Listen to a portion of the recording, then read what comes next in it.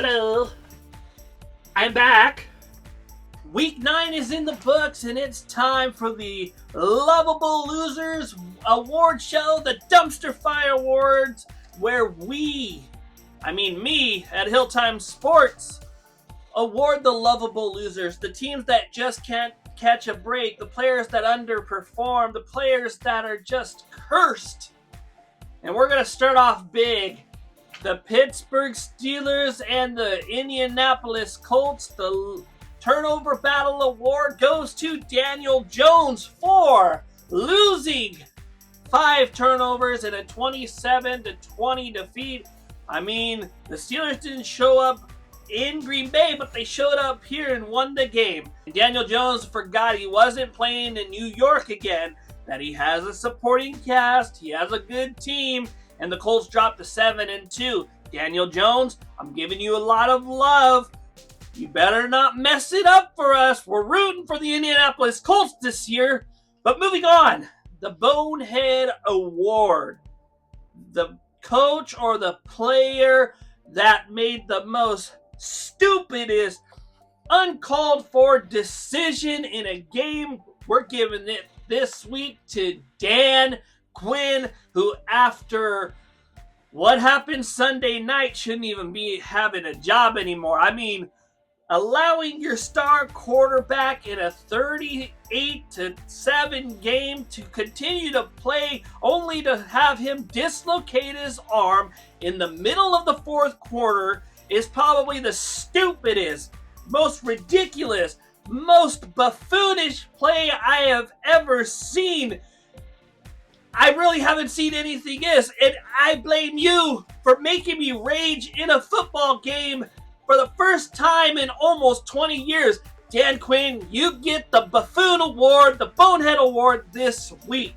Moving on, the Carson Wentz Award, where your team allows you to play injured and possibly end your season. We're giving it to Jaden Daniels, who shouldn't have even been outside playing in that game in the fourth quarter. He dislocated his arm, probably some torn ligaments, and I just want the kid to be good. I like Jaden Daniels, even though I'm an Eagles fan, but we don't want another RG3 moment. Got to take care of yourself. And moving on, the Old Man River Award, going to the player who still has some juice left, at least for one game, and we're giving it out to none other than Joe Flacco. 470 yards and 4 touchdown passes. But speaking of this, we got to give the Losing Tacklers Award to the Cincinnati Bengals. Joe Flacco came back on an onside kick, took the lead 42-41, only for the Bengals to turn into the Bengals and forget how to tackle. They didn't learn their fundamentals in high school football, in Pop Warner or whatever. So what happened? They went to go tackle Colston Loveland, bounced off of him, and Loveland goes in for the game-winning touchdown. The Bengals lose the game despite Flacco's achievement for the most yards by a player in his 40s. Bengals, get it together, you sons of guns! But, Cursed Player of the Week. This one goes to not only this week, but for the whole season. It's been the kickers. Blocked field goals. We've had a lot of them. We have so many, and the trend continued today when O'Donnell had his punt blocked, scooped and scored in the end zone by the Dallas Cowboys. Arizona, it was close. It was 10-7 at that point, but then you pulled away and Dallas went back to being whatever Dallas is this year. A great offense with a really bad defense, but even their offense didn't play good for the second week in a row. But moving on, losing QB, Kyler Murray, because with Jacoby Brissett, the teams looked a lot better. He has 261 yards, 2 touchdowns, 0 picks in the game against Dallas in a win, snapping a 5-game losing streak. But the winner in this whole ordeal is Marvin Harrison Jr., who had 7 catches for 96 yards and an early touchdown.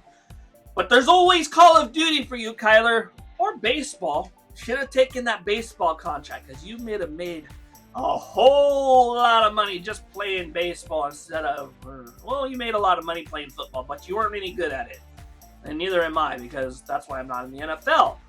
Moving on, though. The best bad for 3 quarters team goes to the Denver Broncos, who screen pass you to death, forget to run the ball, play great defense. The offense, Bo Nix overthrows the balls. This is a boverthrow of a boverthrow of a boverthrow if I've ever seen a GD boverthrow. It goes to Denver. They don't do anything for 3 quarters, but despite all that, they're 7-2 and won the game 18-15 against the Texans.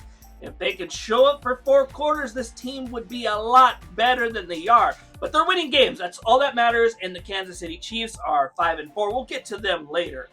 The luckiest team this week goes to the Carolina Panthers, who played a team that looked like dog water out there. I mean, Micah Parsons didn't have any sacks. Jordan Love looked like he was Ryan Leaf, nearly throwing 2 picks, threw a bad pick in the end zone. Panthers win that game, and it wasn't pretty. But finally, the losing fan base. This is going to go to 2 teams. The Dallas Cowboys fans and the Kansas City Chiefs fans. Kansas City, your quarterback got blown up on the sideline, and you lost to Josh Allen again. I mean, you're out of the playoff race right now, but I'm not counting you out. 5-4 is still obtainable that you make the playoffs. I'm hoping you don't. I don't want to see you in the playoffs again for a while. But the other thing, the Dallas Cowboys, for having one of the worst owners in the NFL. I wouldn't say he's the worst, but he's way past his prime and probably can't find the glory hole. I want me some glory hole. Your team is 3-6-1. It ain't looking pretty. You got rid of Micah Parsons. Although he didn't play well this week for the Packers, he's played well all season. But let me know what you think of my Dumpster Fire Award. We'll see you in the next video. And don't forget to like and subscribe. And I got more content around here somewhere. I'll leave like a little link. And I'll see you in the next video. Adios. Stay blessed. Boom.